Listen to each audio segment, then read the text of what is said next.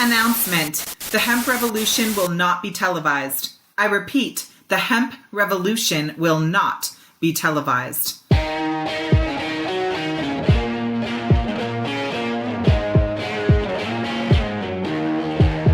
Welcome to the Hemp Revolution podcast, the global hotspot for the buzz and the cannabis.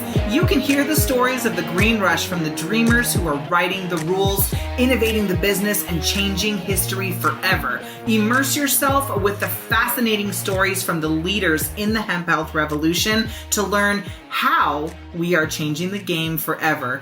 Introducing your hosts, James Brinkerhoff and Sonia Gomez.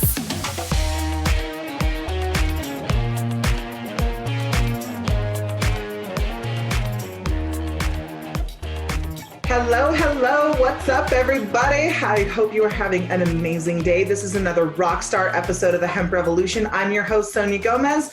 We are streaming in live from Denver, Colorado, and today we are going to be discussing your story, how to set your brand apart with your story. And I think a lot of brands are hyper-focused on the product and a lot of the features around their product, but don't spend enough time talking about who they are and why they do what they do for you. Today's guest is a fellow marketer in the cannabis and hemp space. Oren Todores is the founder of Canna Impact, a leading creative growth agency serving the cannabis industry. With over 15 years of marketing experience, Oren, like many others, has helped establish B2B and B2C ventures, making the corporate to cannabis jump and seeing incredible success there. Help me give a nice warm welcome to our good friend, Oren. Hey, what's up?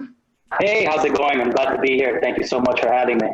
Yeah, I'm so excited to be here too. I was Absolutely. just saying before starting the podcast how exciting it's going to be to speak to somebody else who's actually marketing the products online. And when I saw the desired subject and wanting to talk about the importance of story, I was just like, this is so perfect because I feel like I was the one harping on this. I'm seeing the same thing. There's so much talk about legalization, regulations, the whole financial aspect, super important. Personally, I'm really fascinated and super interested in the whole marketing side of things. So it's great to, to have this chance to talk to you and to share our story with you guys. Yeah, this is going to be a good one. You're based out of Israel. You've done incredible things in the market, in the digital or marketing space pre-cannabis. Before we dive back into our what I thought was a good conversation, why don't you just spend a few minutes and share with us who you are, what your background is, and how you got into the cannabis space? Sure, absolutely. So, as you said, I've been involved in the digital marketing space for about 15 years.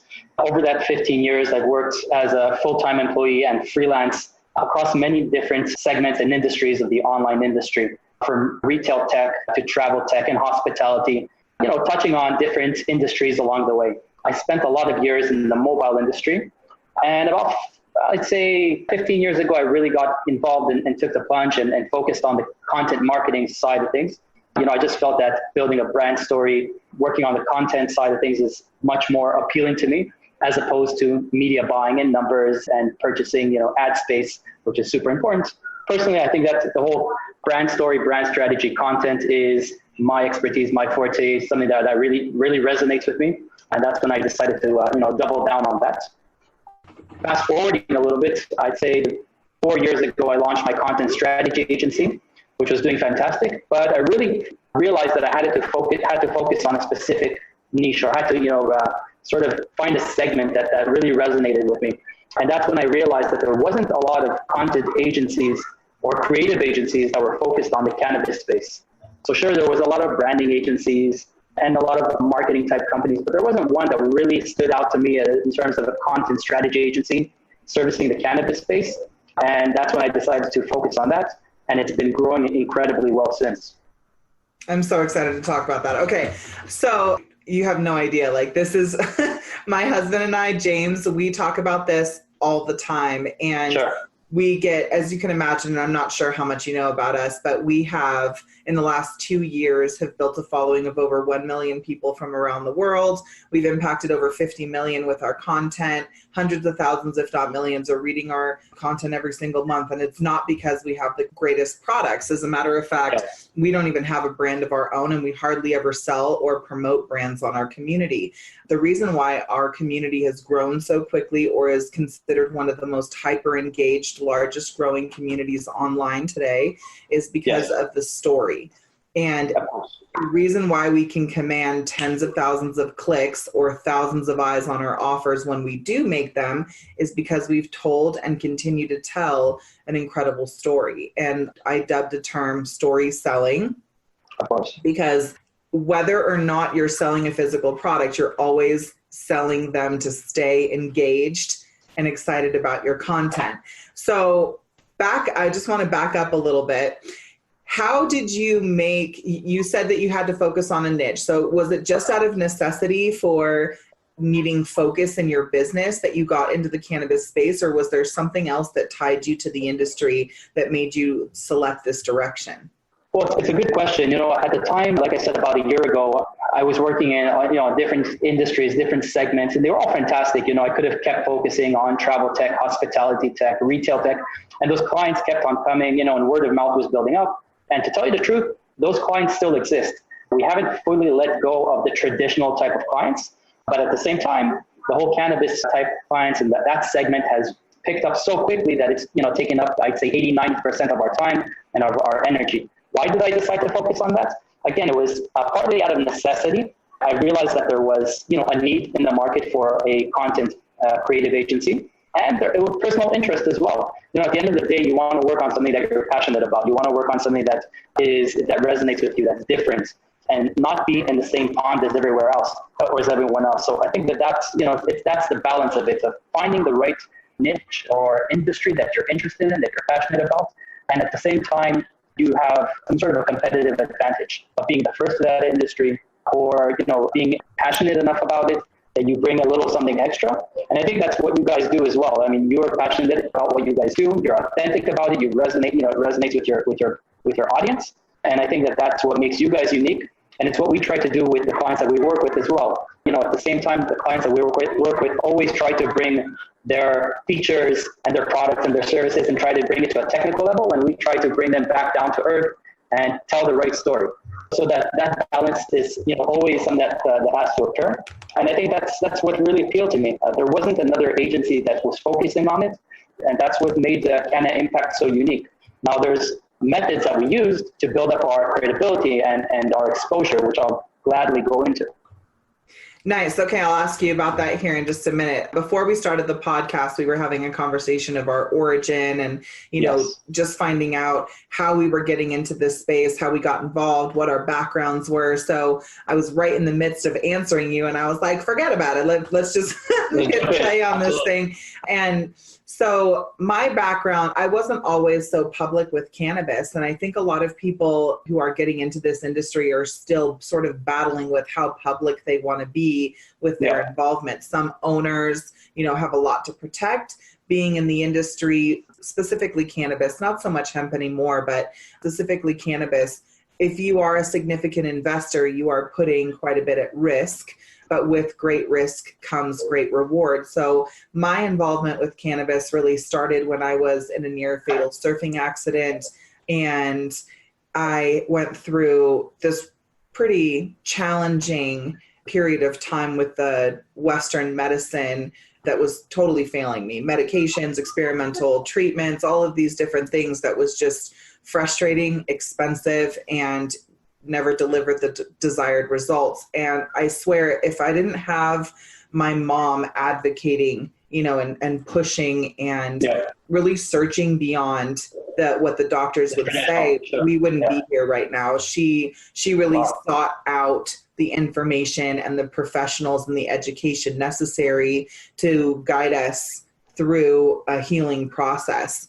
We came in contact with a holistic neurologist who was out of Switzerland, and he introduced me to my endocannabinoid system, taught me about, strain selection, microdosing, phytonutrients, holistic health. I mean, all of these different things. And I really had to take responsibility for myself as a young adult and the healing or life that I wanted to have.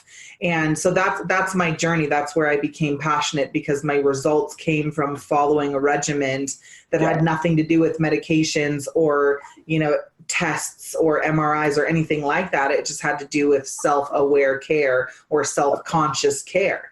And it was an incredible transformation. And, after battling with the medical system, with the legal system, I found myself in Colorado supporting legislation that would legalize cannabis and developing a lot of the foundation for this industry to thrive. So through that history, through those years, I developed my passion for public speaking. I developed my passion for, I don't even think I don't really consider myself a marketer. Right. I'm a storyteller. Honestly, exactly. So neither do I. I think that there's marketing in everything that, people have to do. I don't like to label it as a marketer, but I do like to, work with brands to help them tell their story, to find the right angle, to find the right hook, to break the things down to a more personal human level, as opposed to numbers and statistics where nobody's really interested in. So I completely understand that, it's hard to label myself as a marketer. Sorry, go on. No. I think it's a fast, because everybody wants a label on what they do and who they are, and and what it is that they. And I'm more authentic about it. I'm just very rawly telling you my fucked up journey to get to where I am right now. And we all think that the road to entrepreneurialism is the straight line, and it's not. It's right, but there's a lot of there's ups and downs. Absolutely.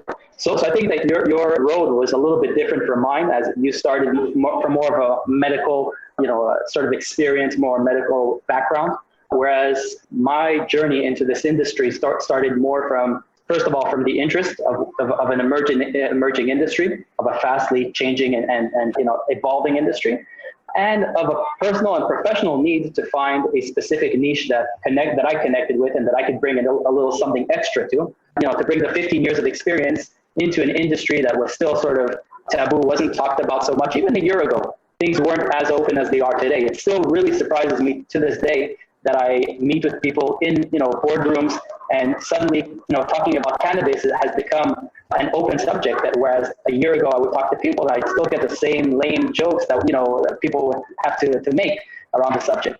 So now it's completely viable. People are talking about it. It's happening. It's something that, big businesses are definitely taking seriously. And a year ago when we started, I can honestly say that there weren't so many events or meetups or get-togethers around the industry. And that's one of the ways that we started building the name out for Canna Impact. And I'll tell you a funny story. The first way or method that I used to really get the word out for Canna Impact, just understand if there was a need for a creative agency in the space, was as simple as hosting a meetup that I promoted on a Facebook event.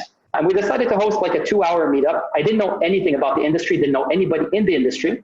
We just decided to host an event. We invited people to our front lawn, or the backyard, I should say, of our meeting space, of our office. And about 100 people registered for the 2-hour meetup. Then I said, okay, now 100 people registered, I have to find speakers. So I started looking around for people to speak at this event. At the end of the day, it was fantastic. There was 100 people who showed up. I got 3 amazing speakers to give 15, 20-minute presentations. And then I realized, okay, that there's a huge need for this. I mean, if 100 people showed up and I know nothing about it, let's see how I can learn more about the industry, what their needs are, what their challenges are. And that's how it built up. So every 2 months, I should say, for like the past year, we've been hosting meetups, 2-hour meetups, where there's now about 100, 150 people that show up at a time. Each of these meetups now occur not in the backyard of our office, but they occur at WeWork and at Microsoft and at these co-working spaces. Where, again, a year ago, if I would have called up WeWork and said I need a meeting space for 100 people in the cannabis industry, that wouldn't have happened. And now, it's become the norm. That's pretty remarkable. Even in Israel, which is considered to be one of the hubs of cannabis research and development, it's pretty amazing that there's still an open conversation to be had, that there's still a lot of curiosity, and that it's not a mainstream subject. Can you share with me a little bit about the temperature there, amongst the general public? I understand that there's a huge interest in the business side of it, but from the holistic side, having such important research being done right there in your backyard, how is the conversation? What is the research that's available? For me, it feels like if you live in New York, you're the first one to get the New York Times. Sure. It feels the same. It feels like it should be the same for cannabis, For what's happening in cannabis research? Yeah. Well, I'll tell you honestly that I think that the one major advantage that we have here in Israel is definitely, that it's research, it's data, it's analysis, it's all the information that's being developed and researched around the cannabis and cannabinoid system. So that's definitely occurring. I think that if anything does come out of Israel that's significant and beneficial to the world, it's going to be the research that was done here. We have a much bigger challenge to get consumer type products out into the market. But when it comes to actually putting the stamp of approval on existing products, I think that Israel is definitely one of the best places in the world to make that happen. And the other advantage that we have is that we are a tight-knit community. So especially in the cannabis industry, everyone knows everyone. We definitely help each other out. I think that that's one of the reasons that the meetups that we host consistently work, because they're very down to earth. We don't necessarily focus on the medical aspect. We try to help entrepreneurs. We try to share information, share things that work, and we share the stories that don't work so well. So one of the things that we hosted recently was a cannabis tech pitch night, where we had, about, I think it was 8 cannabis tech startups that pitched to a host of about 100 people or so, with investors and analysts in the crowd. And, people sharing their story on why they're working on their cannabis startup. So there were some amazing stories to be told there. And I think that most of them were part of the research industry. So a lot of amazing things coming out of, CBD, uses for CBD to help with health and so on. So that's what I'm really passionate about. And I think that that's what you're going to start seeing coming out of Israel: research development and some very unique formulations around CBD. I agree. We're already seeing such a huge market opening up here in the United States, and people who are in the industry would say that it's becoming saturated. But since I'm sitting, on a peripheral play, I consider myself to be peripheral. I'm not battling it out with my own brand. I'm supporting other brands growing. Absolutely. So I believe that there's still this huge opportunity, and mainly in the education space. And the most powerful way to make the impact is through the story. Can you share with our audience, because our audience who's listening to this are, patients' lives who are being transformed by the stories and by the products that are coming onto the marketplace. But more importantly, we have the budding entrepreneurs, the ones with established brands who want to grow, and the ones who are really interested in wanting to jump into the industry. So what can you share with them about so there's the 3 biggest challenges in this space: banking and merchant processing, marketing and advertising, and stabilizing your supply chain. The marketing and advertising is killing everybody because they can't reach the audience. That's the big issue that everybody has right now, right? Yeah, it's a huge issue. So share with us what your tips or tricks or system of telling a good story to capture the attention and connect authentically with the audience you want to serve. Absolutely. So I think that one of the biggest things that we realized, and it's not revolutionary, right? I mean, you could say this for pretty much any industry. If the entrepreneur or the business or the startup isn't passionate about what they're doing, that's going to come through in everything that they do. It always surprises me when I get more passionate about one of our clients than the actual clients, right? So they invite me to a meeting, they start giving me stats and numbers and figures and all this technology that they're doing, but I don't feel that passion coming out of what they're actually doing. And that's my job. I try to bring them down to why would their clients resonate with what they're trying to do, who their competitors are. So let me take a step back. A few things that are super important to me is first understanding who the competitors are. I'm always looking at competitors for our clients, and I'm trying to keep them updated about where their competitors are sharing information, value to their customers. Before I even start writing one piece of content, I want to know exactly what the competitors are doing. Are they creating textual content, video content? Are they creating professional type content, or are they creating some sort of personal content with their mobile devices, showing the products, their services, whatever they're doing in the greenhouses or so on? So what type of content are they creating? Researching competition is super important. The second thing that I think is critical is understanding what channels work best for the clients. So should they be on Facebook, Instagram, LinkedIn, YouTube, or can they focus all of their energy and time and resources on just creating a series of YouTube videos and neglecting the other channels? figuring out what channel works best to reach their audience. As you said, that there's a big challenge because you can't advertise on Facebook or Google. Chances are things will get declined. So to get around that, there are a few things that everybody can do. So one of them is blog content, consistently writing blog content, sharing information, sharing value, talking about the products and services, how it actually helps their end customers. So blog content is number one. Number two is press releases. The PR content, there's no reason that they shouldn't be publishing a press release at least once a month. And here's the fun part. They don't necessarily have to have, world-shattering news to publish a press release. It could be about a new feature. It could be about somebody they hired. It could be a small milestone that happened about, at their company. So it doesn't necessarily have to be world-shattering information. PR is something that I try to get everybody on board with. The other thing that I really recommend everybody gets involved with is working with influencers. So as a brand, you can't advertise on Facebook and Google, but that doesn't mean that influencers can't promote your brand for you or talk about your brand, especially if it's CBD type products, right? So again, purchasing paid media on the main channels is a huge challenge. But working with the right influencers that resonate with the right audience, getting them to talk about your products, to try your products, and to talk about it authentically is one of the most effective marketing channels people can ask for.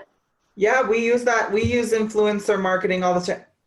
Speaking of which, I'm people look at me as an influencer. So that's the number one thing they reach out to me for. And by the time I go through and, review all of their content or review their marketing assets or whatever, I recognize that they're not actually ready for the kind of traffic that I can send them. There's a lot of technology that goes into bringing the story and the influence to life. If I'm just going to send a bunch of traffic your direction and you don't have the right infrastructure in place to catch it, it's not going to produce the results that you want. So you mentioned some key things that we're doing, and actually one thing that we're not doing, but it makes perfect sense. The press releases, I think that's really super powerful because we're not doing press releases right now. We get mentioned quite a bit, but we don't do press releases. And I think that businesses or people like to follow the story and the growth of a business. So that's really super powerful. In terms of press releases, there's actually quite a bit of, there's a few press release distribution services. Now, honestly, they're not always as effective as, reaching out to a media or publisher and getting them to write about your story. But it's quick and it's easy, and in my personal opinion, it's just as effective as writing a blog post, if not more so. So if you have a good story to tell, if you have an amazing guest who shared some amazing tips, why not write a press release about that and get the word out on a consistent basis once a month. The worst that will happen is that you'll get a few extra mentions on Google search, which is something that everybody will be happy with. So what you're saying is you want me to write a press release about this interview? Absolutely. I can take a hint. What about the compliance piece of this? I mean, it's all exciting to be able to produce content and tell your story and wanting to use testimonials, but there's a lot of limitations that don't allow us to do what feels most natural to us as a business owner. And we feel proud of the results that we're creating, and we feel proud of the people whose lives we're impacting. We want to be able to share their stories. And yet the FDA and the FTC are sending out warning letters that really put companies at risk if their testimonials are too explicit or if, their blog posts or whatever it is, their content, they're even looking at how their employees are interfacing or interacting, commenting in social media. So how do you get around, or what are some of the key considerations that you need to be aware of when you're producing content? How do you get around the compliance piece? So I think that one of the things that we always try to do is first of all, we never try to make any medical claims, and that's the obvious, right? It has to stay completely at a high level. Honestly, I also try to never really incorporate people's actual names or to connect it to an actual case, but more staying on a high global level. It's not easy, right? Everybody can fall in that trap of getting hit by some sort of a legal letter or so on. But when it comes to any type of medical claim or connecting it to somebody's actual name or an actual persona, that's something that we try to stay away from. And interestingly enough, we are now working with a startup that is launching a sort of a CBD review site for products that will allow people to review CBD products from other brands on a very unbiased level. And the nice thing about it is that it's not the brand making the claim, it's going to be actual users talking about their experience. So there's these different types of platforms that are out there that could be leveraged, towards getting more exposure for a brand or a product. But I completely agree. And that's one of the big challenges, right? It's you never know what you're going to be hit with next. And that's one of the uphill challenges that we're faced with in this industry. The inconsistencies or the unknowns that come on a regular basis that you just have to roll with and try to understand how to optimize going forward. I 100% agree. One of the things that we talk about when in our Emerald Circle Mastermind, which is a 12-month mentoring program that we work specifically with cannabis and hemp companies to start, build, grow, scale their companies. And a lot of them are looking to duplicate what we have created, which is an internal ecosystem that we can promote to over and over again and focus specifically toward their brand or towards their niche. So we advise in two different ways, that because there's two different governing agencies that will manage content over product. And as a product, you're a lot more limited to what you can say and what you can do around, the results, the efficacy of really you can only share features as a brand. But as a media company, you can say whatever the fuck you want. We can tell incredible stories. People can say that their babies were, all of a sudden grew wings and started to fly. They can say nearly anything as long as we don't use words like cure, treat, these medical terms, right? So we're advising and actually teaching these brands how to build a separate media channel that they can produce content, stories, and create engagement, and then use that to leverage their brand. Yeah, exactly. We're developing the different points of contact, whether it's a messenger, SMS, email list, and we are using all of these different points of contact to be able to share and bring brand awareness, story, brand awareness, all of these different things. So it's been working really super well. And I think a lot of you who are listening right now are trying to understand where the loopholes are with all of the restriction, right? Rules are made to be broken, in my opinion. Of course. So how do you break the rules? And that's one of the ways that we've been able to do it. That's an excellent point. I think that's one of the things that businesses have a lot of trouble with is understanding that they need to create media, right? They have to be not just about promoting their product, they really have to educate their industry, educate their clients, educate the market that they're in. And by doing that, they have to be consistent about writing blog content, about creating video content. I'm very, very passionate about and a big believer in that type of, video medium. And one of the things that I really recommend to a lot of the clients that I work with, and I see that this happening across almost every industry, is that businesses will invest thousands of dollars in one super long, glossy, amazing video, high quality video that runs for a couple of minutes and nobody's really interested in, as opposed to creating a series of smaller 1 to 2 minute videos that's probably going to cost them less, and that they consistently publish on a weekly or monthly basis. Publish a video every month or 2 months, and keep getting the exposure, get more video views, get more exposure for your product, educate your market, create a story around a series of videos instead of spending thousands of dollars throwing one video up on YouTube and hoping that something happens. I agree. Most of my content is shot with my half-broken iPhone 8 right. and a pair of headphones. And your audience connects with that because it's authentic and it's you, and you're bringing yourself to the table. And that's the fear that most businesses have. They think that everything has to look polished and fantastic and it has to be big budget. And that's not necessarily what people want. A good example of that is if you look on some of the leading Instagram accounts, you'll notice that the images that get the most engagement are the ones that are more authentic. The celebrities at home with their kids or doing random things. Those are the things that people really resonate with. People want to see, the real behind the scenes truth and not the ultra glossy, high quality production necessarily. Sure, that has to be there as well.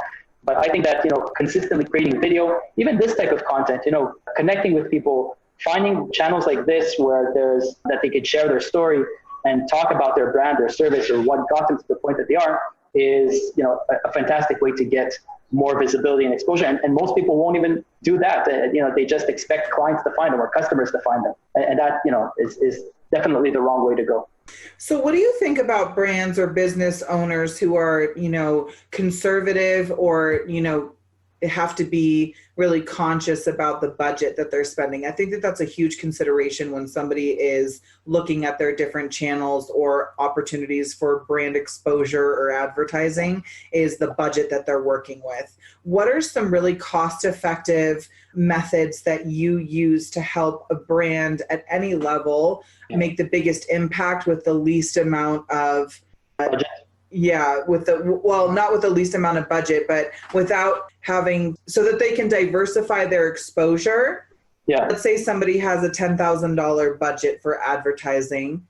What are 3 to 5 ways that you would recommend they allocate those resources so that they can get the most bang for their buck? Okay. Well, first of all, I think it's super important to understand, for the client to understand who their core audience is. And we've seen this happen over and over again, where people rush in to create, whether it's, expensive images, videos, content of any kind, without really thinking of the end goal. They think it's for everybody. Right. So it's never for everybody. First of all, I highly recommend that they spend time to figure out who their audience is, where their audience is spending the most time, whether that's LinkedIn, Facebook, Instagram, YouTube, wherever they are. Figuring out where the client is going to connect with their content on the highest level, understanding who their audience is, what the main challenge is for their customers, right? So if they don't know what the problem is and what challenge their customers have, creating any type of content around that is going to be even harder. You might think that you know, but if you don't necessarily know what the problem is, you're not going to know how to create anything that might solve it. Another challenge that I see is, or a problem that I see before I dive into those tips, is that in a lot of cases, businesses create a lot of content about themselves. We do this, we do that, we're great because, without really taking time to figure out, what the main challenge is or how it's going to help the customer in any way. So I like to look at that side of things first, what the big problem is for the customers. And I like to start stories with, we know you have a problem with X, and this is what we do to help you solve it. Taking a look at that really solves a lot of problems in the long run. Now, how do you stretch out the budget and really, focus on a few different channels to maximize your resources? First of all, with any type of content that you create, there's always a few stories to tell. So if you're creating video content, I like the whole behind the scenes, shooting stories for Instagram, for example, of, shooting day for our brand, showing the team getting prepared, showing that side of it on Facebook and Instagram stories is a fantastic way to create exposure before you've ever even created any type of content. Now, once you have the actual content, whether it's video content or anything that's higher production, you can take smaller parts of that and use it across different channels. So if you have, for a video, for example, cut that down into smaller videos, 15-second segments, post them on Instagram, post them on Facebook. That's going to help you stretch it out a little bit more. Write a blog post about, why you created a video and inviting people to view your video. So a blog post again. Once that's done, why not write a press release about, we've just released this fantastic video. We've invested a month of research to know what our customers' challenges are. And ta-da, here's the amazing video that we've just released. So taking whatever you're creating, breaking it down into smaller segments, blog content, stories, Instagram, Facebook, there's no reason not to do this. And here's another little tip.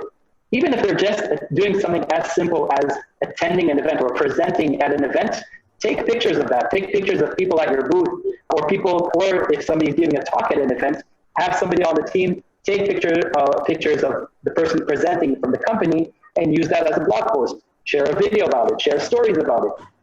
Every little thing that somebody does can be used to create additional content.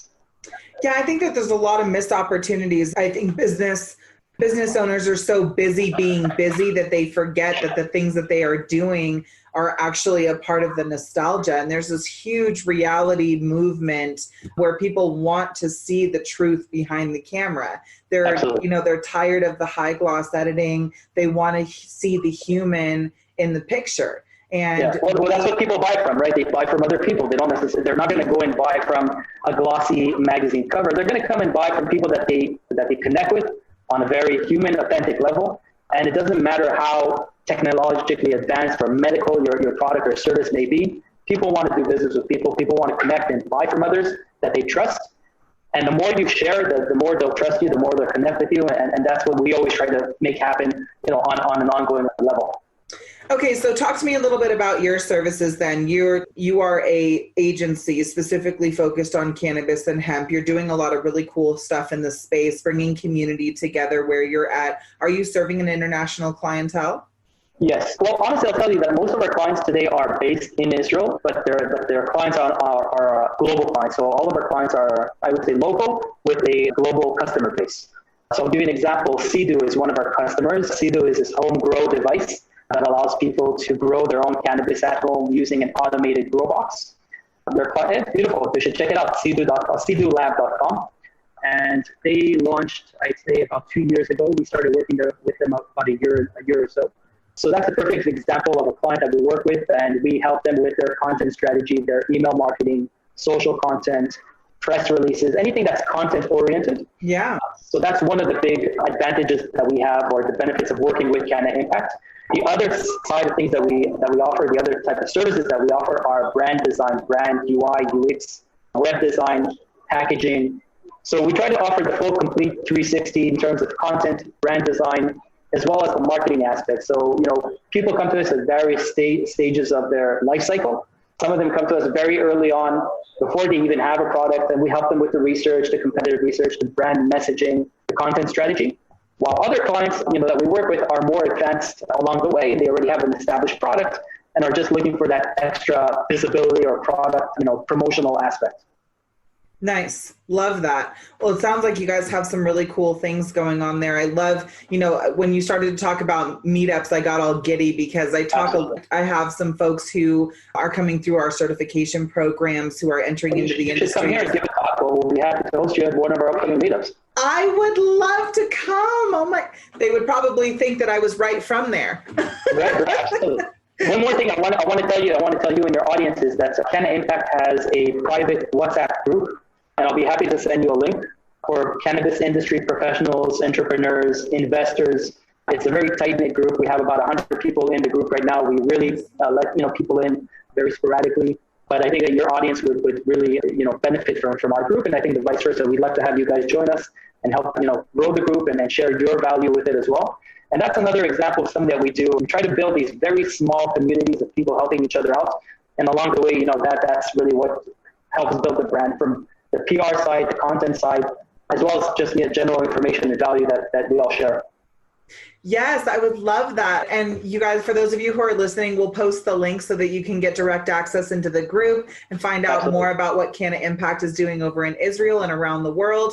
I think this is such an exciting time to get connected with you. We're always looking for strategic partners and people who are doing things well in the industry to share opportunity with. And I'm so excited about this interview because I didn't even have to do much talking. Everything that you're saying is in direct alignment with the things that we teach and share with our audience and with our business owners who are, everyone's just doing their best, right? We all want to be able to be in service to our communities. So I think what you're doing is so cool. That's the great thing about this industry is that we're all, I think that the playing field is so leveled, whether there's companies with extremely high budgets or fairly limited budgets.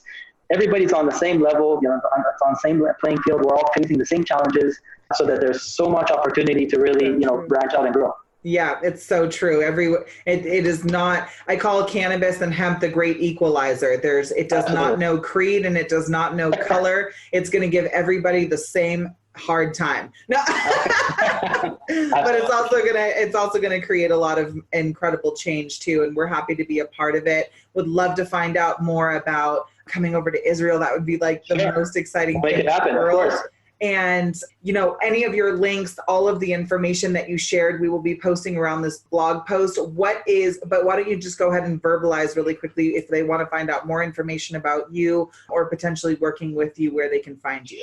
Sure. So the easiest way to find us is to visit our website, cannaimpact.co. Visit the site. You'll find us on Instagram, on Facebook. We're pretty much anywhere. But it's really just as simple as searching for Canna Impact. Chances are you'll end up on the meetup page because that gets a lot of exposure. But even from there, there's links that will lead you back to the website. So just follow cannaimpact.co and we'll be happy to talk. Awesome. I'm so grateful for your time today and sharing your wisdom with us. This is such an exciting thing to hear. and to know that there's other like-minded folks out there who are focusing on the story. Sometimes I feel like I'm harping on it so hard, you know, telling your story and how to tell your story, but it's refreshing to hear that somebody else is out there pushing the same thing. For those of you who are listening in today, you know, it's important for you guys. One of the major takeaways I want you to have from this interview here is no piece of information is too small. Everything that you do is a huge part of what's going to make you successful in your business. And because we are pioneers in this space, imagine what it would have been like to have a GoPro camera connected to one of the canvas covered wagons on their way pioneering out to the gold rush. If you could just see the landscape firsthand, or see the herds of buffalo or the Indians, or, you know, whatever it was that they were witnessing in their landscape while pioneering a new frontier. We are the exact same thing. And we're going to look back at this time in history and wonder what were the little things that made this big opportunity come to life. And every one of you who are working in this space, who are looking for your way into this space, or whose life is being transformed by this product, while we are up against the biggest disruption in healthcare that we will ever witness in our lifetime, while we are developing the fastest growing cash-rich industry in the world, and while we are innovating products and services and plans that will help rejuvenate our planet, our bodies, and bring our communities together, we need to document this so that the truth about cannabis and the journey that we've come through to make it safe and accessible to those of you who need it and want it can be brought to the surface and have the light shined on it, so that the generations of misinformation can dissolve and disappear quietly, and we can really start to celebrate the power of this incredible planet and the medicines that are produced on it. So thank you so much. I really couldn't have said it any better myself, and I completely agree with every single word that you said and that you shared. And that's a fantastic point. The little things that we share really amount and add up along the way. And seeing, you know, even on a personal level, going back and looking at the progress of what we've been doing, and then going back to our clients and showing them the progress that they've made along the way, that's, you know, the best proof that we could ever deliver.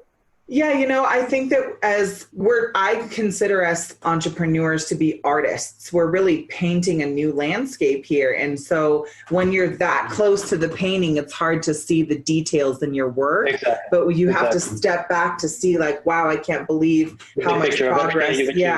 How much progress we've made, and, you know, the milestones that we've hit. So give yourselves credit for the journey that you are on and the milestones that you are hitting right now. Hopefully we'll talk again in a few months, and we'll be, you know, a little bit more advanced and a little bit, you know, on a larger scale, and hopefully have our first event in the US. Actually, it's a funny thing, you know, I'll just share one more quick thing with you. We did have one event that occurred, or a meetup, Canna Impact meetup, that occurred in Texas. And that happened from connecting with somebody on LinkedIn that happens to be in Texas and liked what we do. And we kind of gave them all the resources, the images, we helped them find the location. They took the ball and ran with it and hosted the first Canna Impact event in Texas, talking about hemp and CBD and the legalities around it. And that, you know, it was an event that we didn't even have to be there, you know, physically. So it's just amazing how things evolve and snowball just by sheer people wanting to help. It's super powerful. The internet is bringing a whole world together, and it's pretty amazing to be a part of. And for those of you guys who are looking for a way to get into the industry, perhaps Canna Impact in your local town and community may be a good way to do it. That's all the time that we have today. So we'll post more information about all of the different things that we've shared. There'll also be a detailed blog post underneath the video, so you guys can go through and hear some of the highlights of our conversation. Make sure that you check us out at theemeraldcircle.com if you are looking for your unique way to position yourself for success in the industry, or if you already have an established brand and you need support solving the biggest challenges in this space so that you can grow, scale, and make the impact that you want to make with your products and services. We are here to help. You can also check us out on medicalsecrets.com if you are a patient looking for products and information that will help transform the way that you feel and function every day. I'm your host, Sonia Gomez, and this is the Hemp Revolution. Thanks so much, Oren, for your time. This was an awesome interview. Yeah, absolutely. You're welcome. Take care, guys. We'll see you on the next episode.